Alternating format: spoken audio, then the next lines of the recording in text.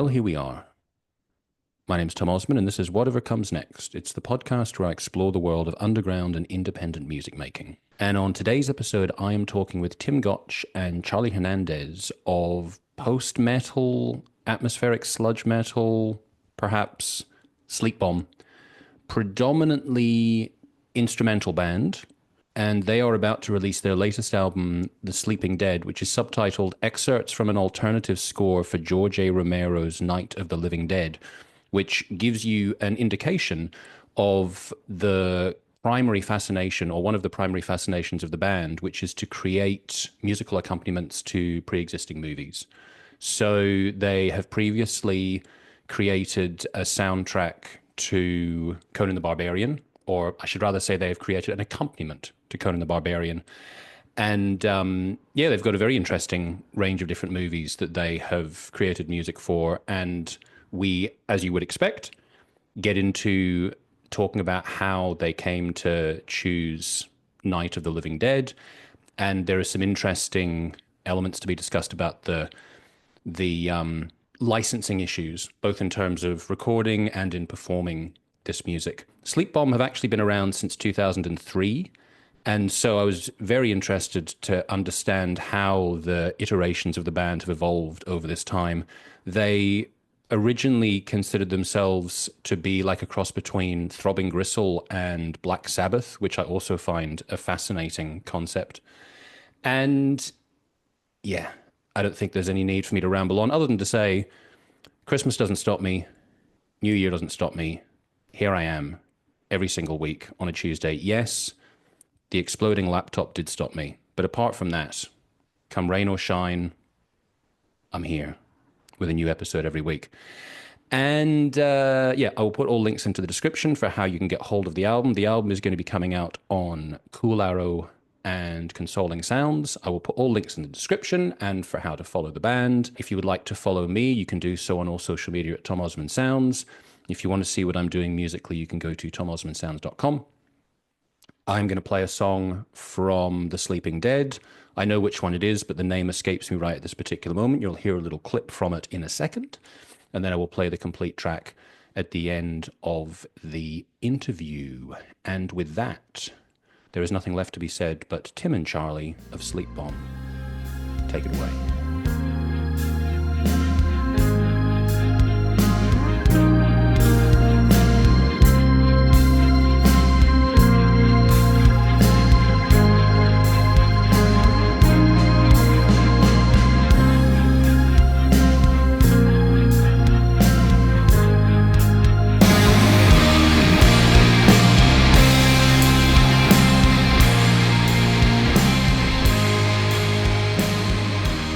For joining me.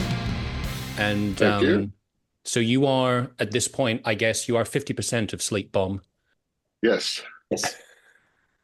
So at the time we're doing this interview, it's a little bit of a while away, but your next album, Sleeping Dead, is going to be coming out towards the end of January. Is that right? Or is it February? I've forgotten. January. Yeah. January okay. 24th. January 24th is the date. Yeah.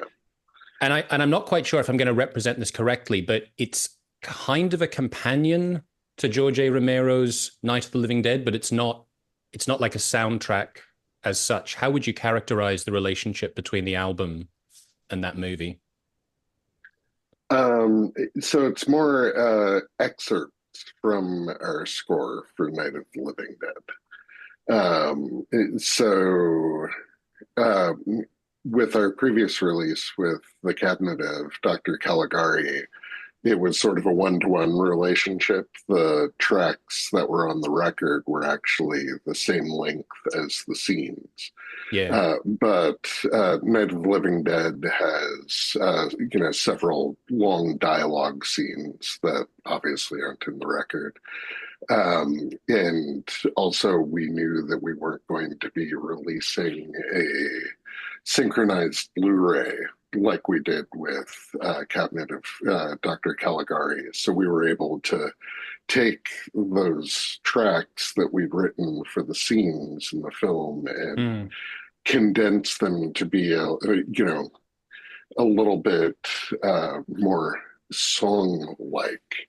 So we recorded shorter versions of these tracks, and then Greg Wilkinson and I actually spent a day going in and really hacking them down to get them so that they'd fit on one vinyl, which we were sort of aiming to do that for this one.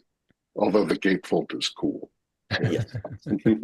Gatefold is cool. Well, I want to get into some of the sort of technicalities of the album as well as getting into various history. But I do want to say, first of all, that I've really been enjoying listening to the album. I think it's Thank you. one of the things I like, and this I think I saw somewhere in the press release, like Neurosis mentioned, and there's an aspect that did remind me a bit of Neurosis, because I remember when I first discovered Neurosis, I think it was like the Souls at Zero was kind of like the first album I had, and then Through Silver and Blood was the one I latched onto, and it's very violent, it's very apocalyptic. But when I saw them live, I got to experience more of that kind of ambient side of it, and that contrast between the explosions and sort of like the brooding, not exactly peace, but more kind of ambience, made it even more powerful. And that was something that I found listening to the album, is that you do have these explosions, you have these passages like on It Was a Good Plan, where it escalates. But I think the atmosphere and the mood and the ambience that you have elsewhere really helps to kind of add to the impact of that. Like it's eerie and spooky. And it was a long time ago that I last saw Night of the Living Dead, but I do remember it being very eerie. So it feels like a very appropriate kind of tone to it. I mean, Neurosis were a huge influence on both Tim and I. I mean, I think we've both seen them more than any other band, and definitely one of the things that I think I could speak for both Tim and I, is the fact that that balance of like just these quiet moments, but then the quiet moments building to like what you're describing, just these thunderous moments, which that really just really just had a grip on me personally, and definitely was a huge influence. And Tim, when we first became really good friends and really started bringing back Sleepbomb 2.0, it was one band that we both really latched onto for as an influence. And did they also influence you in terms of the visual side of things? Because I think the second time, I've only seen them twice. The second time I saw them, they didn't have the visuals, because I think they shed, was it Pete Inc. was the guy that did their visuals? I'm trying to. He's the guy from Red Sparrows. I'm forgetting his name. But the first time I saw them, they had that big sort of set of different film backdrops, which is very impactful. So was that always something that you had with Sleepbomb? Like I know you mentioned the 2.0. I know you go back quite far. How far back does the sort of visual accompaniment side go with the concept? The visual accompaniment side has been part of Sleepbomb pretty much since its inception. There was only one show that we did. It was the actual first show. It was a benefit for a friend of ours that we didn't have visuals. And after that, the gentleman who started Sleepbomb with me, Mark Jones, we sat and we discussed it, and Mark had talked about doing stuff to Metropolis at a couple parties, and I grew up loving silent films, so we both decided, wow, that'd be an excellent idea, just bring in visuals to go with what we were doing, which was at that time a lot more soundscapey, definitely a little more Throbbing Gristle, Black Sabbath, which is how Tim and I usually describe it. So yeah, visuals have always been a part of Sleepbomb. Yep.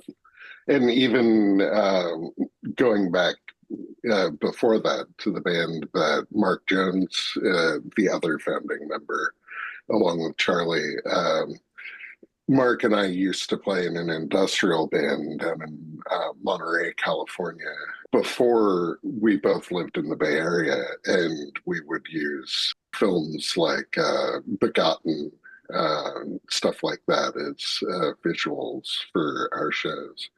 So definitely a very long history of using films as visuals. And I mean, I'm a filmmaker as well. So, I also sort of have this side film, like relationship with film that, I do film. So I think I saw in an interview, I think it might have been with your most recent addition to the band, Claire Hammond, and I Hmm. think she was talking about the last album you had, the Cabinet of Dr. Caligari. Am I pronouncing that correctly? Yes. Yeah. I think she was saying that the way that you made that album, and I don't know how representative this is of past albums, it's like very sort of consciously aligned with what is happening in the movie. So Yeah.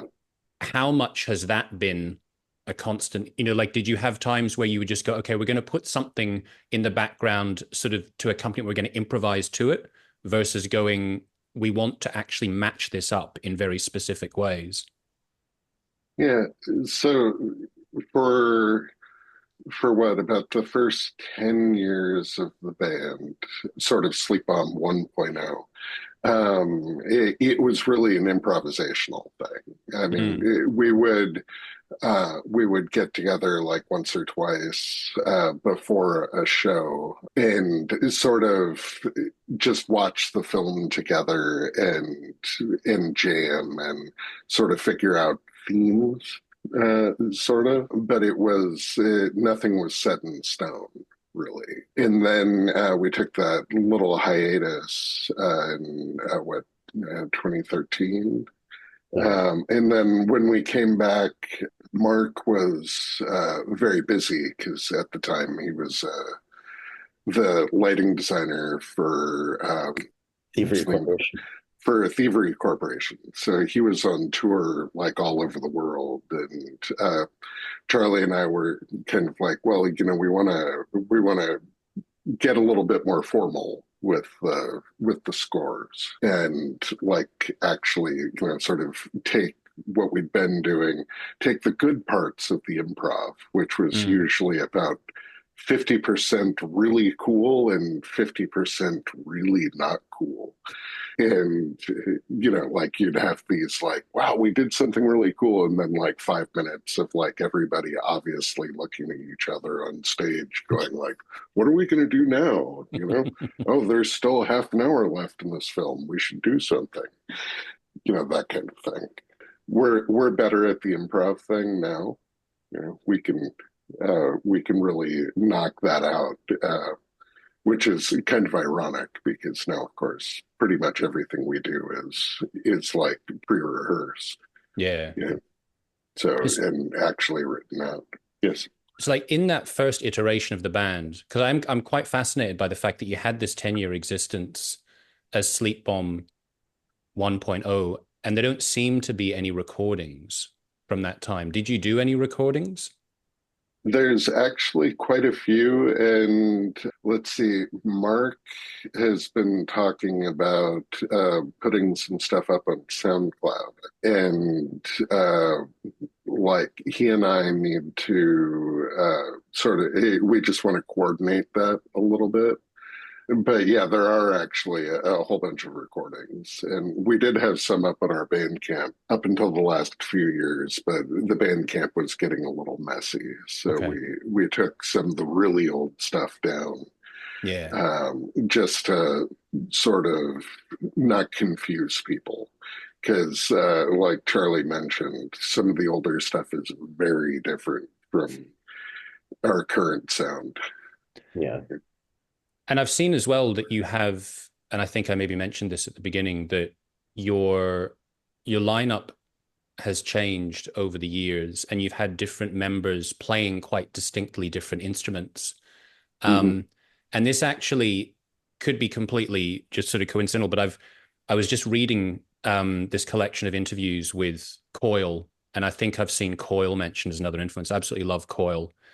And when I was reading through this book, one of the things that they talk about from time to time, like in the latter period where they started doing live shows quite frequently, that they'd sort of just, if some extra member went out or someone else came in, they might have different instruments at their disposal, and they go, all right, okay, so like now we've got a keyboard player, or now we've got a hurdy-gurdy player, and we're just going to adapt based on that. So I was Hmm. wondering, when I read about that with Sleep Bomb, how much did you specifically say, oh, we want to have like someone playing a saw, or we want to have this, or we want to have that? And how much was it just, okay, this is what we have now. We're going to work with this and just take it in the direction that we have the tools for. I think originally it was definitely, I mean, because the band started with Mark and I, and then a gentleman, Chris Bishop, came in and played. He was like, oh, it was a friend of Mark's, played bass, and he's like, oh, I want to join. So he joined in. And then soon after, our drummer, Robert and Tim joined. And at that point, it was really just kind of bringing people in that it wasn't so much what they played as much as they were really interested in what we were doing. Mm. And which is how James Presley, who was our saw player, started, came in. And then I think like us, like picking like certain instruments became more of a later thing. I'm sure Tim could elaborate on that. Yeah, well, I mean, I think a big elaboration there is that I actually only played keyboards and Originally, yes. electronics for the first, like, I don't know, until what, 7 years ago, maybe? When did Matt I move? think about 8 years ago now. 7 or 8 years, yeah. So Chris Bishop originally played bass, and then after he left, he was replaced by Matt Pankouch, who still plays with us sometimes. He lives out in Albuquerque, New Mexico, but when we're doing our Conan the Barbarian soundtrack, he comes out and works on that. But he played bass for quite a while, and then he moved out of town, and I took over. But yeah, I mean, part of I think definitely it's a lot of, looping back to your question, it's a lot of like working with who plays what at the time. Like when the pandemic started, we were a 6-piece. We had 2 guitars, bass, saw. No, it's 7-piece. Two guitars, bass, drums, and 2 drums. Oh, 6. Yeah. So we had 2 drummers, 2 guitarists, saw player, James, and yeah, so it's James Shane on drums, James Presley on saw, and then Ash Iwas on guitar. And they all, for various reasons, after we kind of got back together after the pandemic, because we weren't very active during the pandemic and lockdown. When we got back together, they all left for various reasons. We were down to sort of the core of Charlie and Rob and I. And we'd always wanted to get the keyboards back in, the synthesizers and that stuff. And at various points in our history, we've had female vocals, not necessarily as lyrical vocals, but, as texture. Yeah. So, we'd always kind of been looking for, what Charlie and I like to call the unicorn, which is sort of a multi-instrumentalist woman who could, do stuff. And we happened to serendipitously run into Claire, and Claire was the unicorn. But at that point, then we sort of had to adapt what we'd been doing to work with, actual keyboard parts and stuff. So there was definitely a little bit of rearranging, not necessarily rewriting, but just, changing arrangements and working with things, because she's in obviously a more fixed chromatic range than something like a saw, which is, kind of all over the place. So, yeah. I think that answered the question.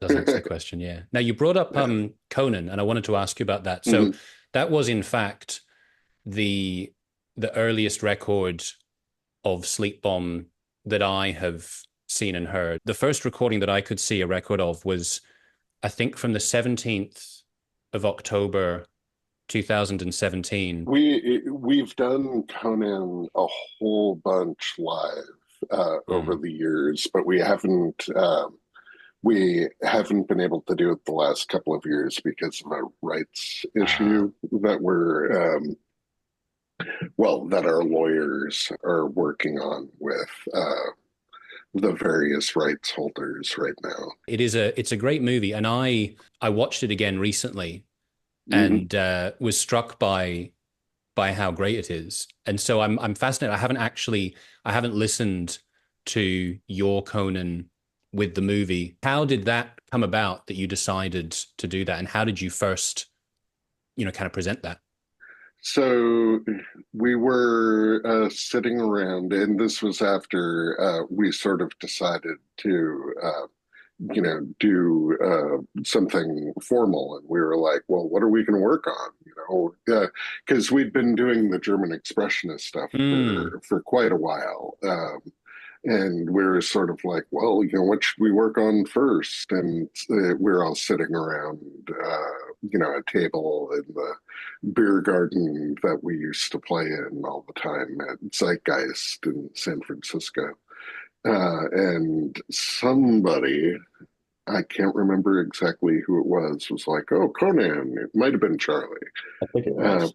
yeah. And, just like, oh, we should do Conan the Barbarian. And when because with a movie with dialogue, it kind of has to be a particular kind of film.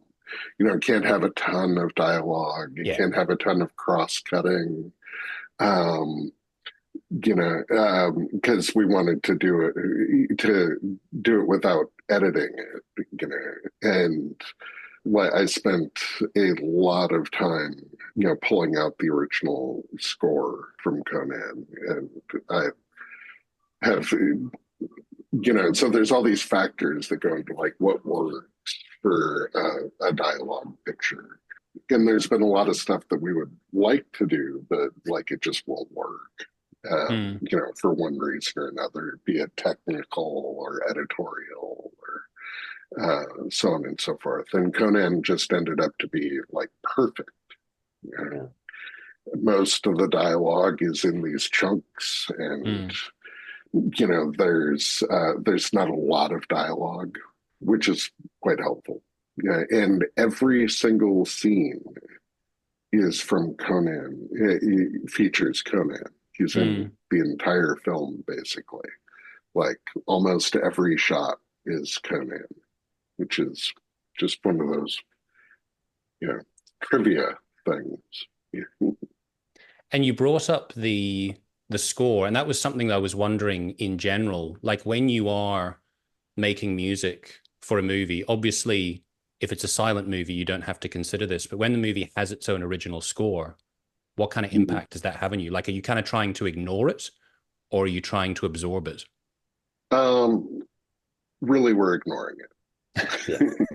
Yeah. Yeah, absolutely. I think Charlie has like one guitar part in Conan that sort of calls back to the original score, just the title, the main theme. But besides that, yeah, it's we just ignore it. The Night of the Living Dead is all library music anyway that they used because it was free when they did it. It's literally stuff that they went down to the public library and checked out the records and just used that stuff. Although it's sort of viewed as in a somewhat iconic like score. People really dig the original Night of the Living Dead score. But it's more like just because it's really good choices Mm. rather than stuff that was done for the film. The only original stuff that's in Night of the Living Dead is there's a couple of synthesizer parts that the sound engineer put together, Gary, and he's a nice guy. And going back to then the forthcoming album and the connection to Night of the Living Dead, what attracted you both to that, and what was kind of your introduction to George A. Romero? Because, like I said, it's been a while since I've seen the movie, but I remember watching all three of them: Night of the Living Dead, Dawn of the Dead, and Day of the Dead, and I remember they all had quite an impact on me. So, what kind of impact did they have on you both? I mean, Dawn of the Dead is one of my all-time favorite movies, and definitely one of my all-time favorite horror movies. George Romero, I've always loved his films. He's just a brilliant director, and I think after we had done Conan, we realized, okay, we can do stuff that does have dialogue, and figured, and then, like Tim was mentioning earlier, we started kind of throwing spaghetti at the wall just to see what else we could come up with. And we started realizing, okay, we do need to have like they can't be that much cross-cutting, and there has to be moments where we can really just play and be loud and not, thunder over dialogue. So once we started figuring all that out, and then one thing that Tim mentioned earlier, concerning Conan, is just the whole rights thing. Mm. Night of the Living Dead really kind of came to the forefront as a movie that we could do. That would be a great movie. It's an iconic movie. There's not so much issue. There weren't so many rights issues. I mean, we've worked things out with the company that owns it now, but yeah, no, it just felt like a really, really excellent choice. Yeah. So it's interesting that you mentioned the rights. Originally, we did actually start working on Night of the Living Dead, partially because it was like supposedly rights free, but it turns out that that's actually a very complicated discussion, which Mm.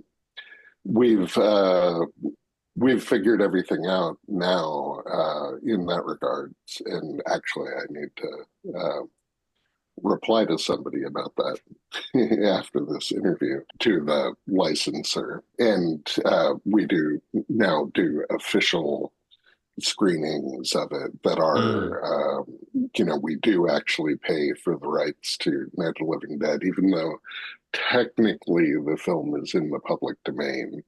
But it's in the public domain because of some weird shenanigans that happened, like when it first got released, which I'm happy to elaborate on if you Please want me do. to. Is this? I don't know if this rings a bell with me. Does this involve George A. Romero getting screwed over somehow? Yeah, yeah.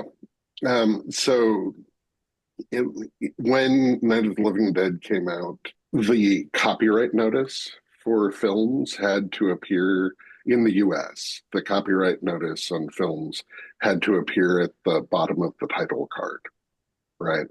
So the like copyright, company, with the year date had to appear at the bottom of the title card. And the original title for Night of the Living Dead was actually called Night of the Flesh Eaters.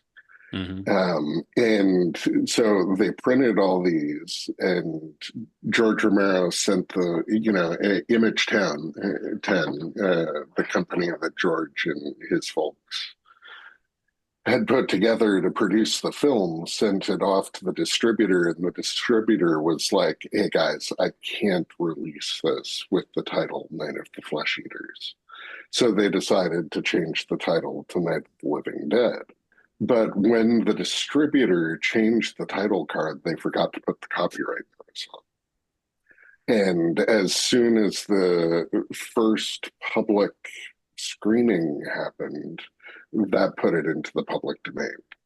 So, like, those guys lost out on millions and millions of dollars, right? And that's why there's tons of like terrible copies of it floating around.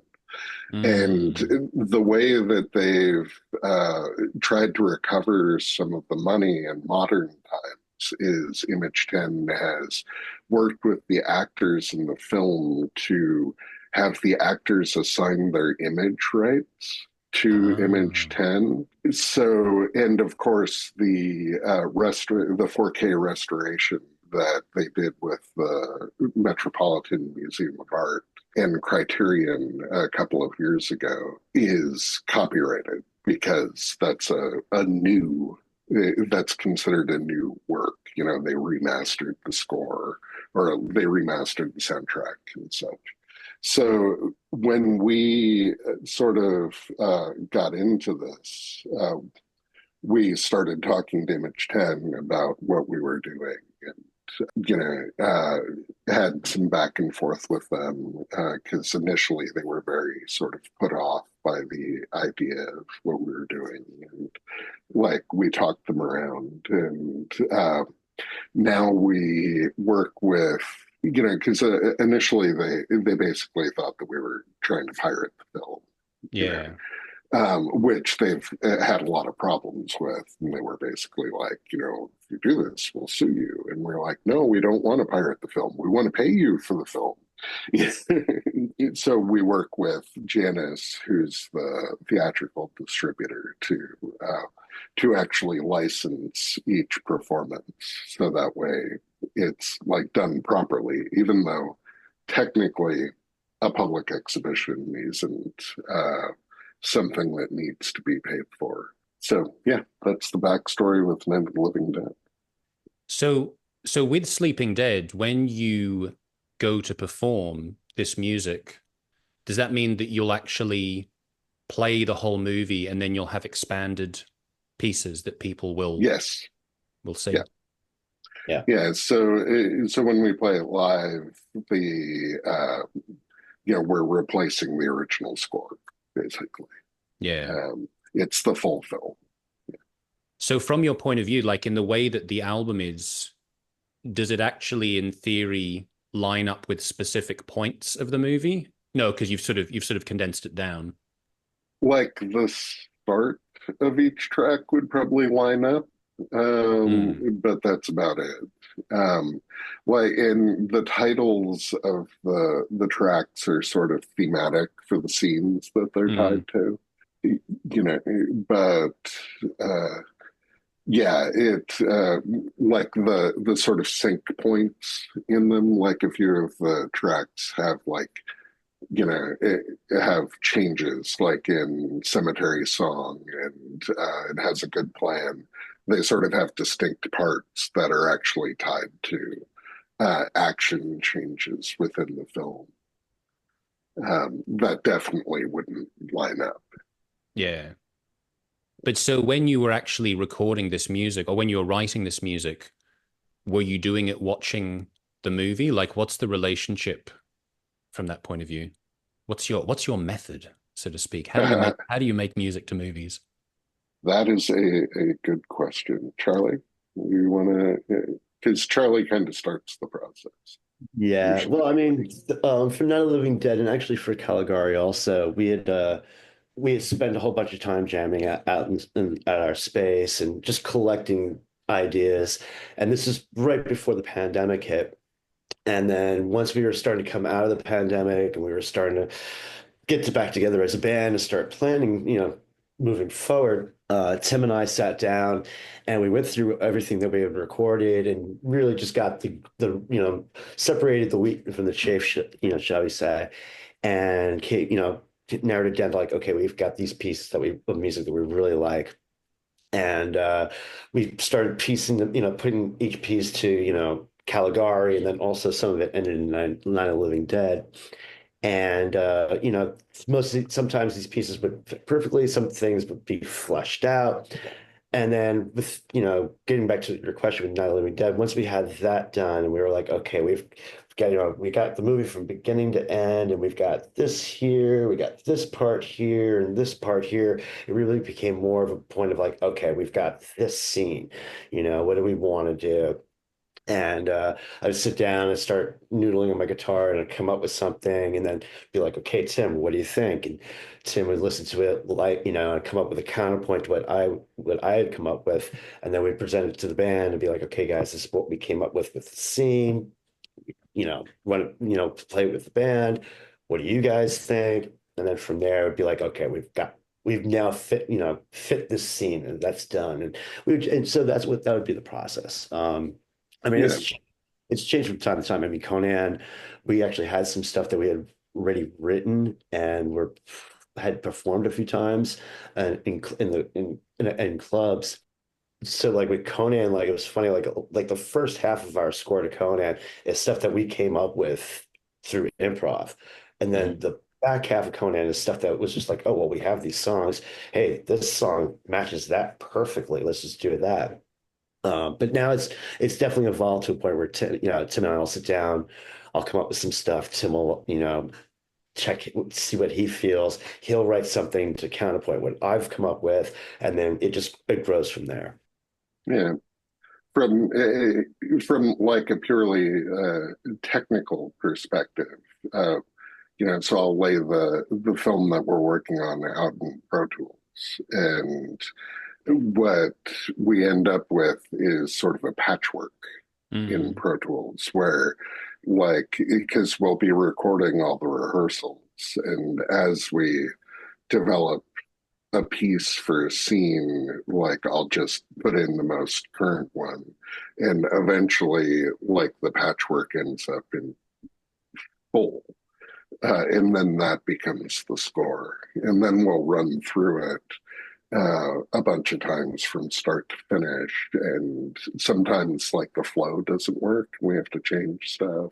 Or like Act 5 in Caligari was originally a totally different track. And after we'd done it live a couple of times, we were just like, nah, this doesn't work. And we wrote something new. Like the first Act 5. I think you can hear the first version of Act 5 like up on our YouTube. There's a recording from Litha Cascadia, and that has a totally different Act 5. And Act 6, we were actually doing butchering clips because we started playing at 3 o'clock in the morning, I want to say. Yes, it was. Yeah, it was, or no, 2. I don't know. It was really late at night. So, really? yeah, we were supposed to play at midnight, if I recall. Yes. But that is an interesting point, that like figuring out what fits with the movie is a different equation to what works in terms of the arc of a live performance. And so you get to find that out when you play. Yeah, and actually, the feedback from our production guy, Brown Hughes, is really valuable in that case. Like the Act 5 thing, like after he'd sat through it for a couple of times because he's doing the sound live, he was kind of like, I really don't like I think he called it twiddly. And I was like, yeah, it is kind of twiddly, isn't it? Maybe we should, Well, it was an adventurous thing for us, because we were doing this like kind of very, it was kind of proggy for us. Yes. And maybe that isn't the way for Sleepbomb to go that much. It makes me think of the Amadeus movie with Salieri. It was like, there's too many notes. Yeah. Yes. Yeah, there were too many notes in that particular version of Act 5. Yeah, so we ditched it. Yeah. Now, I'm curious to know, and maybe you just did this quite recently. I'm not sure if this is a tradition that you do each year, but tell me about the bad Sleepbomb trip experience. So we were approached by Grayson Simon, this filmmaker from North Carolina, who had been talking to the Psyched Film or the Psyched Music Festival about doing a film thing. And she had talked to us back in the summer about doing something with her, but the scheduling didn't work for us. And so it just kind of came together, and we used this montage piece that I had cut together from a whole bunch of horror films for a friend of ours, this local promoter, Mikey Madfies, who unfortunately just passed away. And we're playing his memorial show December 8th at Bottom of the Hill. A little self-promotion there. So we'd cut this. he did this monthly barbecue show at Bottom of the Hill in San Francisco, and one of them happened to land on an Easter Sunday, so he decided to make it a Easter Sunday Black Mass event. And so basically he came to me and was like, make something really blasphemous. So I did. Cool commission. And yeah, and but not like offensively blasphemous, like sort of well, I mean, I suppose it depends on your viewpoint. I'm sure some people would probably be pretty offended by it, but not like totally over the top, like gory blasphemous. More like arty blasphemous. Okay. And cut together all this stuff from all these different horror films. And we'd used a portion of it a couple of times for live shows. And, with this being Halloween and with Mikey having just passed away, it was like sort of a good chance to use the whole piece as a theatrical thing. So it was really, and if you're on like acid or something, it would probably give you a bad trip. So. But the title was actually Grayson's. So, and then there was some programming of shorts that played after us, which was sort of a new and unusual experience for us. Usually, we just sort of play, and that's the end. Yeah. Well, I was wondering, given how your albums tend to be very closely tied to specific movies, when you play live, will you tend to just go, right, we are performing this score? Like, you won't tend to have collections of different music attached to different projects, or will you? There's almost two different live Sleepbomb experiences. One is the films, which is almost always in a movie theater. Mostly because most of the films are too long to do in a club setting. And then there's we've done Caligari a couple of times in clubs because it's only an hour, but all the other films are much too long to ask people to stand for, in silence. And then, like, when we play in a club, it's usually to a montage of scenes, like either something like the Black Mass, or we've got a few different montages of like sci-fi and like German expressionism that we've used, like sort of like Sleepbomb's favorite scenes from these films. Yeah. And then we'll do tracks, and sometimes they're different versions of tracks. Like, we actually have vocals for a couple of things, or they'll usually be shorter versions, kind of like what's on the Sleeping Dead record. Yeah. And So, do you always have the visuals? Yes. Yeah, always. And I wanted to ask you something which is kind of like a bit more on the technical side, or like maybe like the technical business side, because one of the things I really like to explore in this podcast is to sort of understand the basically, like, how viable making music is as a career for people. Now, Tim, you mentioned the fact that you're also a director, so it sounds like you're kind of deeply embedded in the music world. I don't know how it is for you, Charlie, but whether through Sleepbomb or other projects, from your experience and your point of view, like, how viable is the music world as an actual career, or as a way to, to support yourself financially? Why don't you go first on this one? Yeah. So we both have day jobs. Like, I work at UC Berkeley here, big research university, but I work doing essentially video stuff. And I'm a bartender.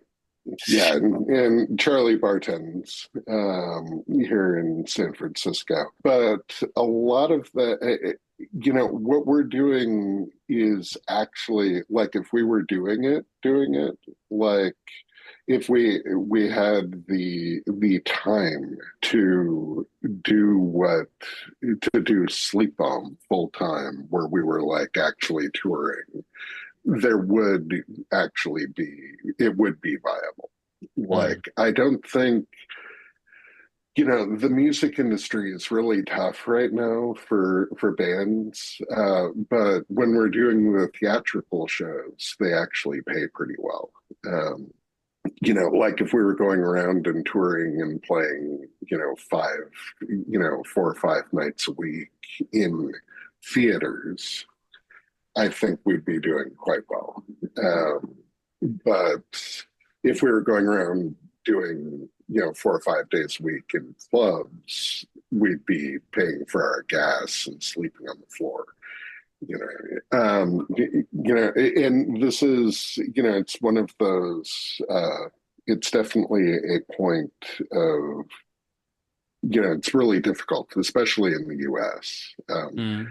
Because we don't have the it's like in Europe, there's a lot more, it feels like there's a lot more support, or at least anecdotally, it feels like there's a lot more support. We Mm. haven't come over to Europe yet. We're hoping to do so next summer. But, uh, also things are a lot closer in Europe. Yep. And that's kind of a big deal.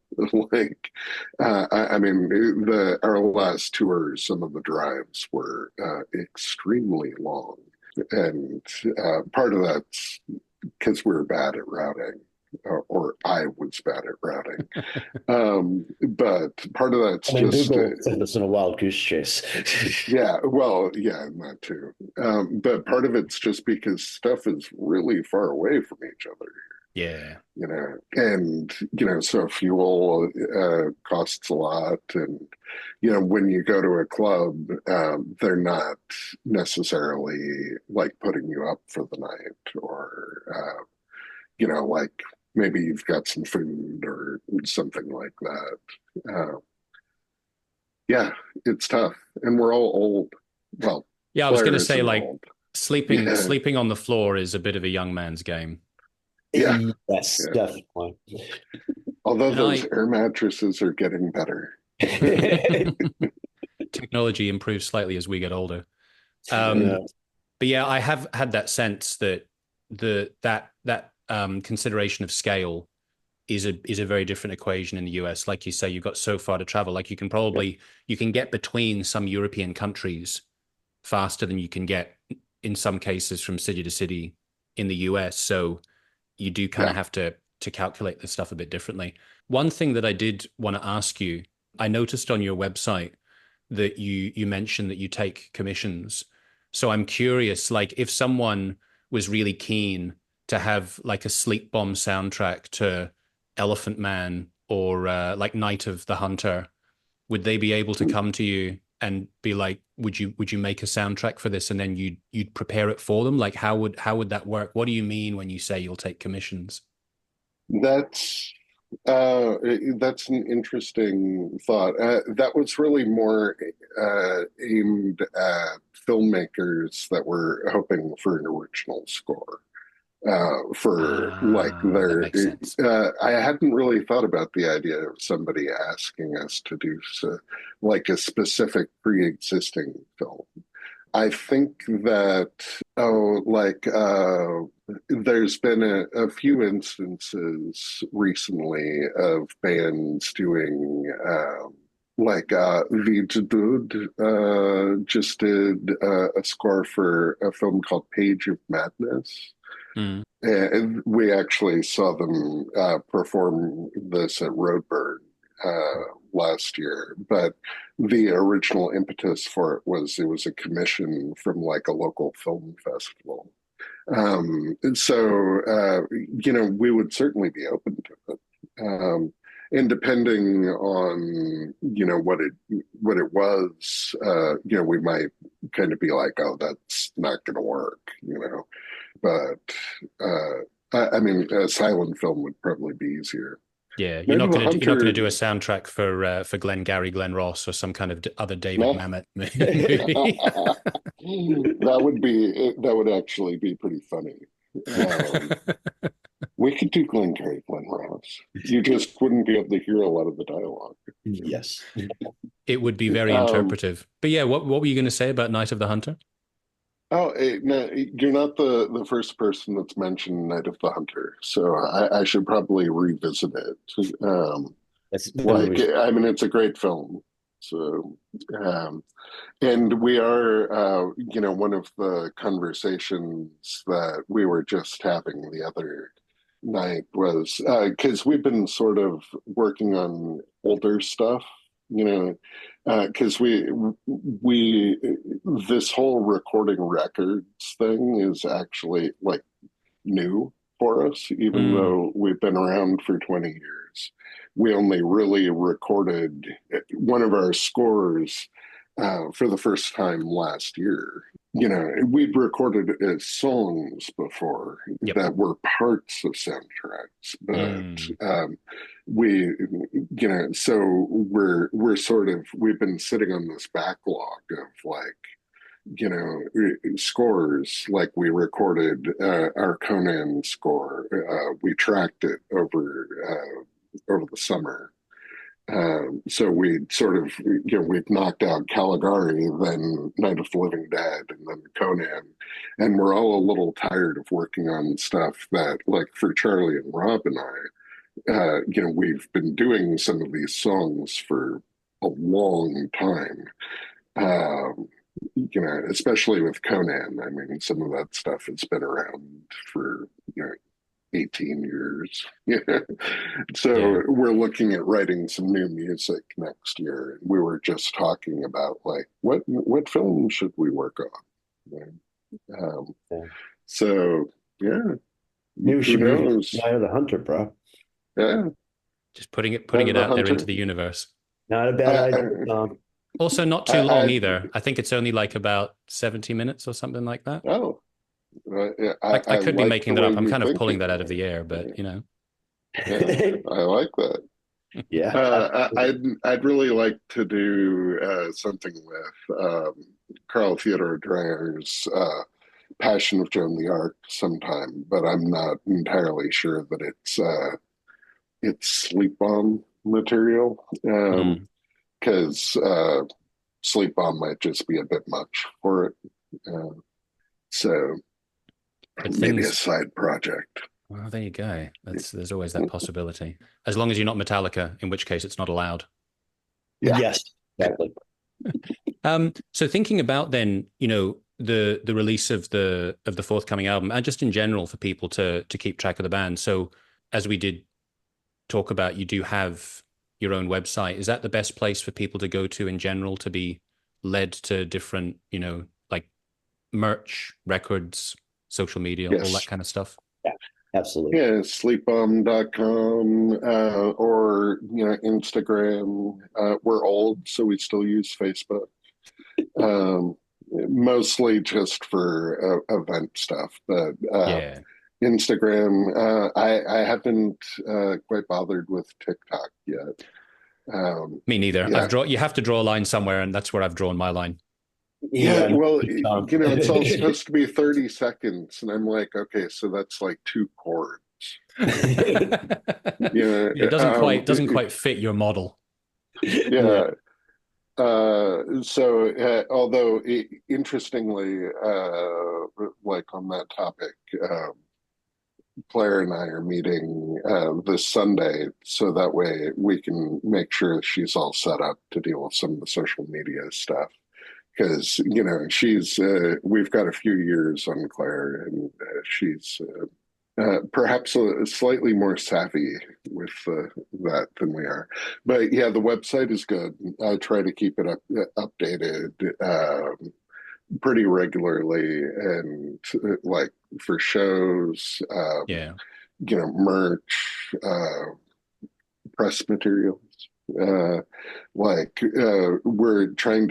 been generating a lot more video content this year, Mm, and that's all getting posted up there as well. Our YouTube channel is starting to so we're trying to do a lot more videos. So, and that's all going to our YouTube. But it's all sort of glommed together, like on the website. Yeah, and then I mean, for you Europeans, if you want to pre-order the new record, Consouling Sounds is the sort of Euro worldwide distributor. So if you want vinyl or CD, you can pre-order it there. And if you're in the US, you can pre-order that stuff from us. nice. And yeah, and I think Consoling still has a few copies of the Caligari record, which is quite nice. Yes. And we definitely have a few copies left because we haven't been playing live very much this year. So Yeah, we tend to, I've heard that playing live is quite helpful when it comes to making merch kind of yeah, available in front of people. yeah. Yes, they do like to buy vinyl these days. I mean, vinyl's great. It just, you know, there's that physicality. Yes. Yeah. Yes. Yes, I'm quite partial myself. It's not the worst addiction in the world, but it definitely can be a little bit damaging if you spend too much money buying vinyl. Oh man, Tom. Yes. Like I was mentioning this to Tim a couple weeks ago, and actually, my girlfriend's very, very soon to be brother-in-law last night about the fact that buying records is just not quite as cheap as it was when I was a teenager. I mean, I Yeah. remember Tim and I went to Northwest Terror Fest up in Seattle this year. Went by a record store that was by the venues, and I'm thumbing through records, and I found a record that they were charging, I think, $40 for that I paid $8.99 for in 1989. So yeah, it's Yeah. definitely a bit more pricey these days. Yeah, that's the unfortunate Although, thing. It's like it becomes popular again, and then you're just like, yeah, and so then the price goes up. yeah, if only I still had my coil collection. Ah, Yeah. oh dear. Yeah, I actually that was something that I had to draw a line with as well because they've been doing all these re-releases, so I was getting like triple or quadruple vinyl version of Love's Secret Domain. And then there was like Mhm. something else I got as well. And then there was like the equinox, like, the season thing came out. I was like, right, this is getting to the point now that I can't keep spending like 50, 60, 70 euros every time there's another coil reissue because it's Yeah. going to bankrupt me. So Yeah. I had to step Yeah. away from the coil. Those reissues really have been beautiful. That's the problem too. Yeah. But yeah, back in the day, I had a lot of the first pressings and like it was sort of kicking myself when I saw how much they were going for on Discogs a few years ago because I was like, I could pay off my student loans with my coil collection if I still had Well, at it. least you've made someone happy. You've put joy out into the universe. Oh yeah, yeah. Actually, I sold it to one guy who, like, uh, I guess he'd had a bunch of stuff and it had been stolen, and he was like overjoyed that. And I mean, this was a long time ago when I sold it, like 20 years or something. Yeah. Um, and yeah, those were the days. Well, you spread a bit of Sorry. love. Maybe some love's going to come back to you in a roundabout way. Yeah, Absolutely. I like to think that. Yeah. my Well, weakness is books. they Which is they can worse. be a little bit more affordable. Yeah, or not. Or not. Well, yeah. I mean, they also can be extremely expensive depending on what roads you want to go down. Yeah. Totally. Totally. Well, Tim, Charlie, it was great to talk to you. Thank you for your time, and I encourage people to go out and pre-order themselves a copy of Sleeping Dead. Go to your website, check you out. in the various forms that you're available, watch some videos. And yeah, hopefully there'll be an opportunity to see you guys come and play in Europe at some point next year. Yeah, we're looking into it.